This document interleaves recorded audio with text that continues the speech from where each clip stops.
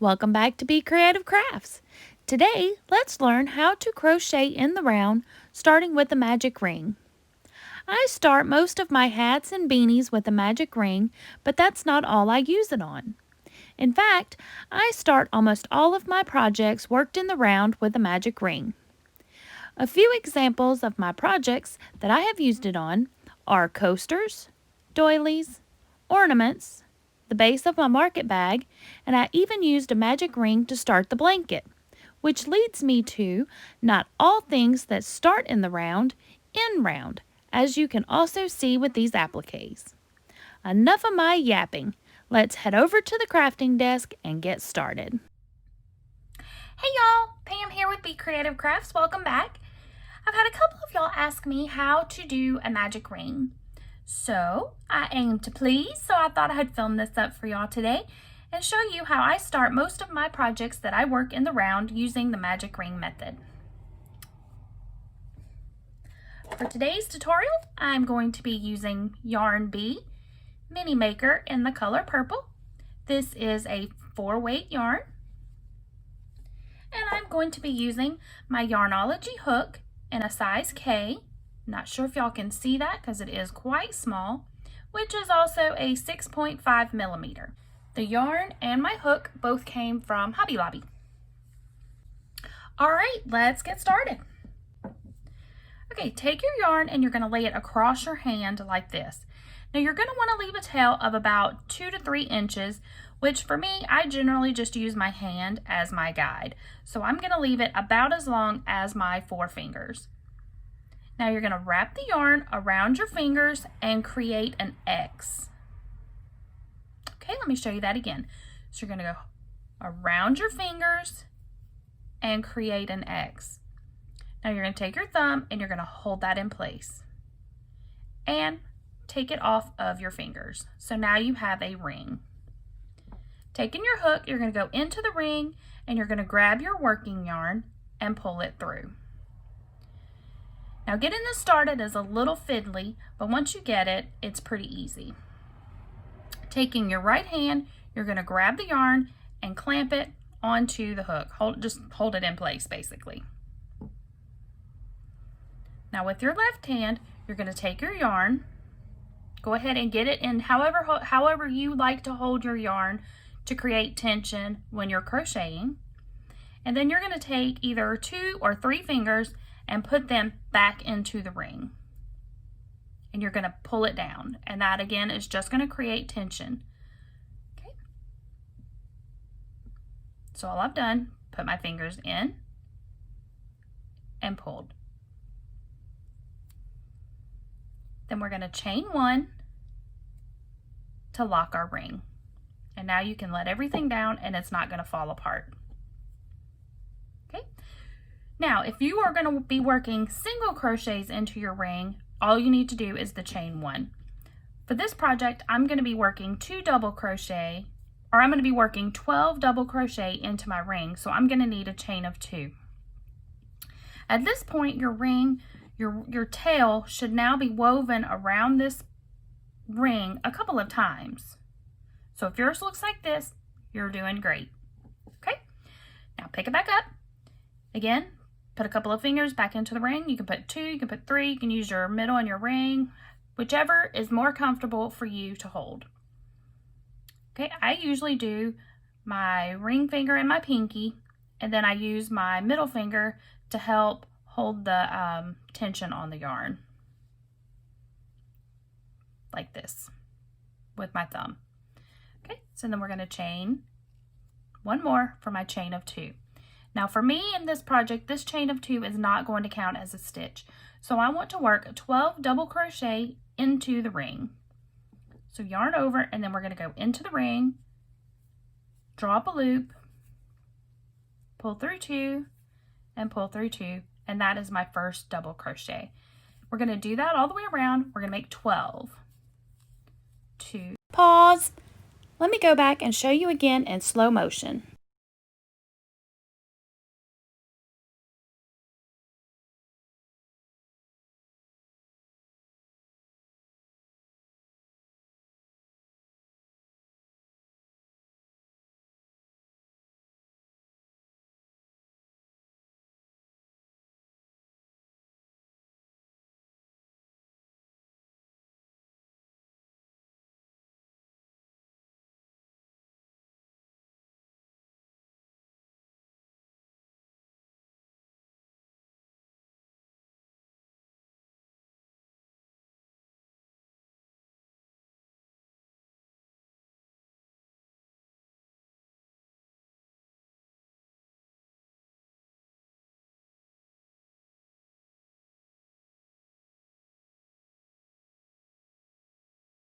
Now back to the tutorial.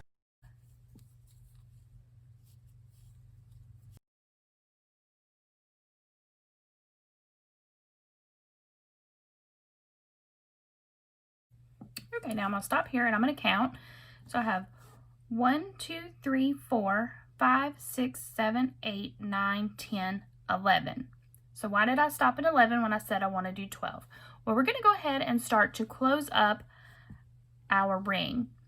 So we're going to drop our working yarn and we're going to grab that tail. Hold your project with your right and give the tail a tug with your left hand, and that's going to start to close up that ring.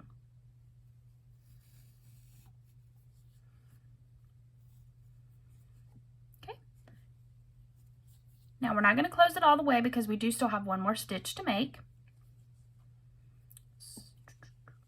Okay, now I'll go in. We're going to stop halfway through. So we're going to pull through 2 and then we're going to stop. And the reason is I want to work my tail into my chain or into my stitch. I want to work my tail into my stitch so that I can crochet on top of it and weave it in as I go. Now I'm going to take my tail, and I want to take my tail and lay it over my working yarn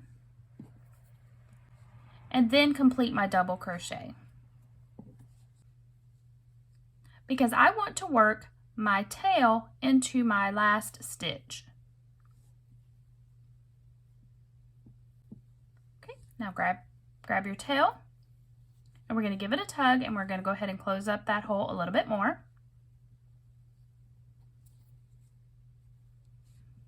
And then we're going to slip stitch to our first double crochet. Remember, I do not count this first chain 2 as a stitch. So we're going to go into the top of that first double crochet.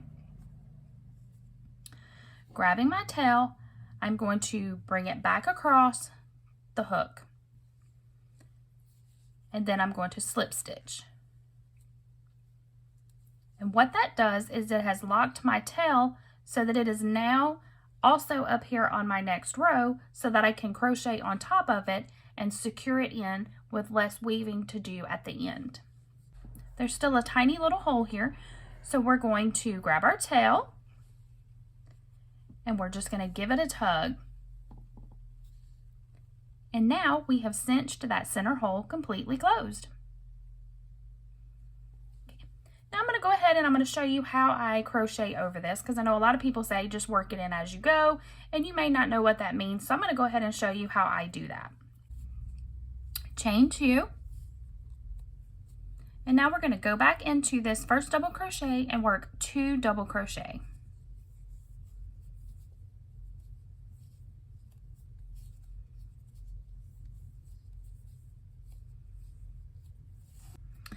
And now we're going to go into the second double crochet, and again I'm just working right on top of my tail. So when I go through, it looks like I have 3 loops on my hook, or it looks like I've gone under 3 pieces of the yarn. Then I'm going to pull it through and work my double crochet, and then we're going to work a second double crochet in that same one. Continue around. You're going to continue working 2 double crochet in each stitch, working on top of that tail.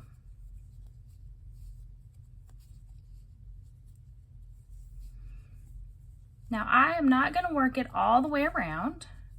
I'll probably do one more set of double crochet on top of my tail.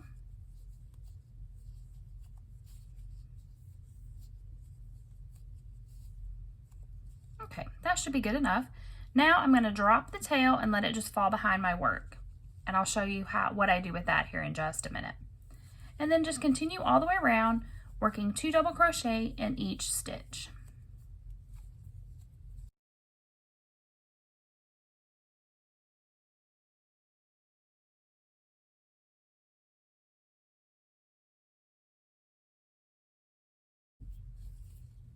Okay, now I'm back to the beginning.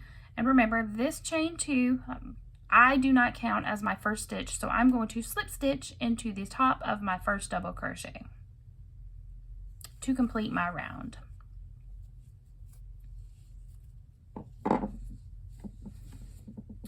Now if I am working a project where I'm going to do like a front post, back post, front post, back post, I will let that chain count as my first double crochet.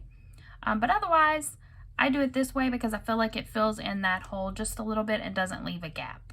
So it makes it a little more seamless. Okay, so that is how I start my projects in the round using the magic ring. Now, how do I finish weaving in my tail? I take either a small crochet hook or my yarn needle, and then I'm going to weave back underneath these stitches. I'm going to skip this first loop here, and I'm going to weave it back through all of these stitches to about here.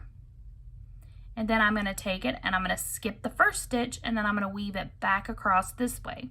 And I'm going to do that 2 or 3 times, and then I'll snip off the excess, and then that's going to secure that, and it's going to prevent it from unraveling later or working its way out. And that's it, y'all. That's how you make the magic ring. I hope you have enjoyed this tutorial. Please like and subscribe, and until next time, happy crafting! Bye!